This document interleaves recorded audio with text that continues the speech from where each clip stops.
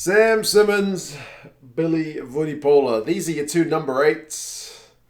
Well, there's more than that, to be fair. Don Brandt's been in pretty decent form as well. Nathan Hughes has played number eight for England in recent times. But yeah, Sam Simmonds is the main guy that gets talked about.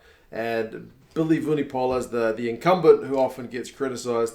And I should say it's harder as the incumbent to impress because you're generally playing at a higher level. Sam Simmonds is phenomenal at the Premiership level. I just had a quick look.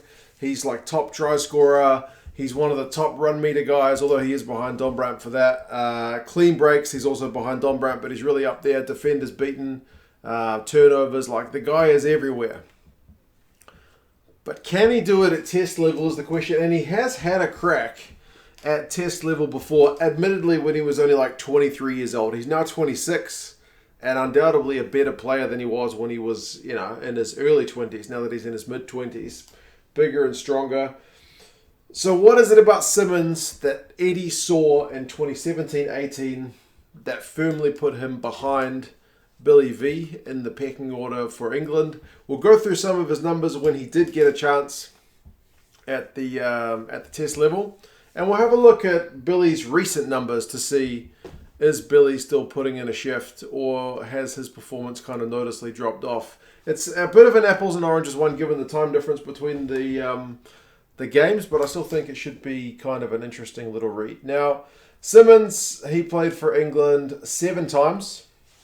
Not always as a starter. He was a sub against Argentina and then against Australia. Started against Samoa, Italy and Wales. A sub against France, and then finally a start against Ireland.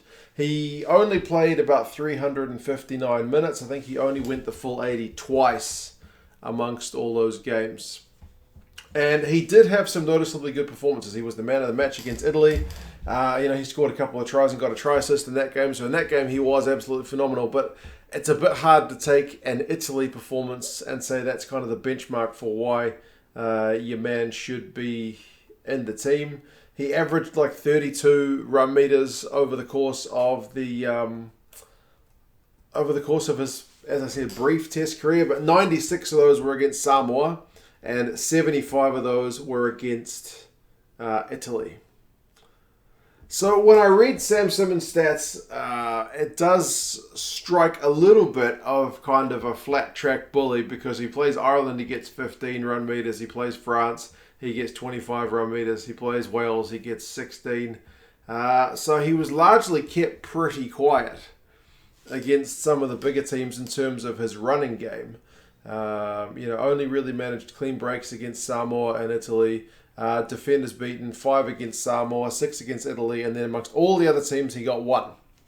There was 1 against France. Every other game was kind of 0. So, like I said, he seems to be, in his short test career, relatively quiet against teams that were around about the same level. Where he did excel, and I'll give him pretty good credit for this, is his defensive work rate was really impressive. He averaged like almost 11 tackles a game. Against Italy, he made 22. The next best was like Rob Short with 15. So, and that includes against the bigger teams as well.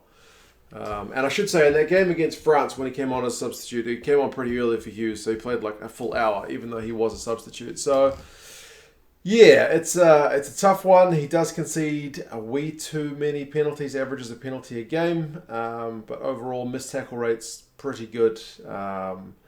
Doesn't maybe have as many involvements as Billy V. Now, for Billy V, in the recent Six Nations, copped a fair bit of stick for kind of being out of form, and there are some elements of his numbers as well that kind of indicate that as well. Now, interestingly, even though he's only played 5 games in the Six Nations, he played a full tournament and he started every game, he was within about 15 minutes of Simmonds' entire test career, because remember, Simmonds had a lot of performances where he was only getting like 10 minutes here, 19 minutes there. The rest of them were an hour plus. But overall, there's not too much difference in the amount of time that these guys spent on the field in his whole career and then in his Six Nations tournament this year. So Billy V certainly edges the involvements. He's a lot busier, but that could just be a tactical thing. What Eddie likes things to go through Billy V maybe more than Sam. Maybe things have changed in the way England play the game from 3-4 years ago. Billy passes more, 3.5 passes a game compared to 1.6 for Sam. He runs more, 10 runs a game compared to 7 for Sam. He gets more offloads because I guess he passes more. Defenders beaten is pretty tight. Interestingly, meters run is one that Simmonds gets pretty handily with 32. With Billy V only having 26.5. But in a sec, we'll have a look at 3 specific games from each side because that may tell a bit more of a story. Doesn't have the same work rate in terms of defensive shift as Sam. Makes 6.5 tackles a game. Sam was almost at 11. He did get 1 yellow card, but overall conceded fewer penalties than Simmonds in his career. So, what do I really want to look at? Because as I said, this comparison's not that fair. Each of them played in their sets of games that I'm looking at: Wales, France, and Ireland. And these are opponents that should be tough and that it should be interesting to see how they performed. Now, if you look at those games specifically, Billy played 2 of them in full, and one of them he played 64 minutes where Simmonds against Wales got subbed pretty much at halftime and then 2-hour-long performances. So Simmonds' numbers are lower, but we'll boost them up by around 35% to make up for the fewer minutes that he played, if that kind of makes sense. So we'll adjust his numbers. I'll give you both. But let's crank them down on the board and we'll see who's edging which area. Passes, which is not one I've got on the board. It's Billy V. He gets the ball more. 3 passes a game against those top teams. Simmonds is only 1.3, but if you bump his number up to match the same amount of minutes that Billy played, it'd be more like 2. So pretty close, but Billy's slightly more involved. Now, runs is one where Billy gets the ball way more, 13.3 runs a game. So they do use him as that kind of wrecking ball, like attacking weapon. Whereas Simmonds averaged 6 runs a game. If you bump his numbers up, it's like 9. So, yeah, still not getting that same number of involvements. And meters run, Billy averaged 44 against those 3 big teams. And that's maybe one thing that I think is key. Because Simmonds got an average of 18.7. And if you bump it up, it's like 28 or 29. But still, it's not quite as healthy. The most he got was 25 run meters in one game against France. Whereas, Billy managed 86 against Wales. So taking out those kind of lesser teams maybe gives Billy a little bit of an edge. However, and it maybe speaks to the injuries that Billy's picked up over the years, he's not able to carry that far in terms of the average number of meters he gets. So Billy's getting more run meters, but he's taking way more runs to get those meters. So Simmonds is averaging 3 meters and so is Billy. But if you put those, the bump up for Sam, because he played fewer minutes, he would be more averaging like 5. So 3 meters per carry for Billy Vunipola is concerningly low.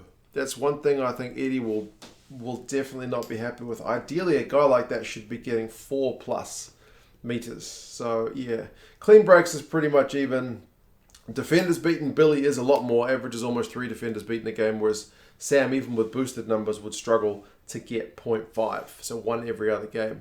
That's what I mean about maybe the bigger teams keeping him a little bit more quiet compared to like the likes of Italy and Samoa.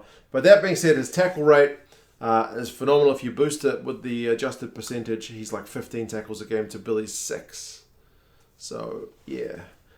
Missed tackles is similar. Turnovers conceded is similar. Penalties conceded. Sam is a fair bit higher. So, run meters, you can kind of call that one pretty even. Billy gets more, but he takes more runs to get it.